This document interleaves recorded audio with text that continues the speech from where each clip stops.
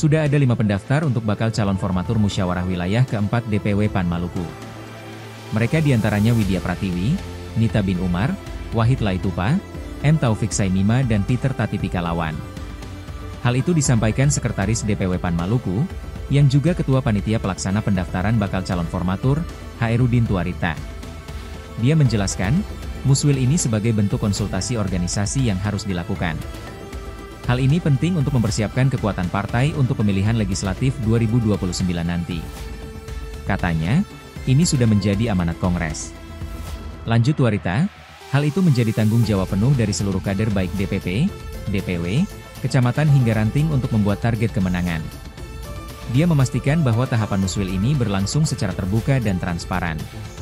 Mulai hari pertama kali pendaftaran ini dibuka, yang mengambil formulir pendaftaran itu sudah 5 orang. Itu ada Pak Wahid sendiri, Ibu Widya, Ibu Nita, Pak Peter, sama Pak Taufik Saimima. Nah, yang baru mengembalikan hari ini, baru 2 tambah Pak Wahid, mungkin tadi Pak Piko juga sudah ada.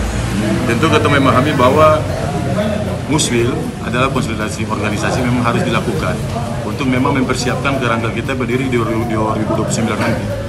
Karena memang amanat Kongres itu untuk 2009 itu sangat harus menjadi tanggung jawab penuh dari seluruh kader yang ada pada tingkatan, baik DPP, DPW, DPD, kecamatan maupun pada tingkat ranting. Karena memang target kita sesuai amanat Kongres itu adalah 3 besar. Sebagaimana tadi dikatakan oleh Pak Hoy tadi memang benar, tentu soliditas itu sangat dibutuhkan.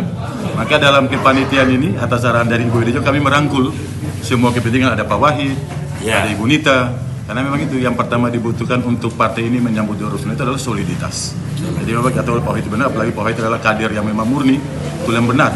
Mulai dari ranting sampai kecamatan, DPD sampai DPW.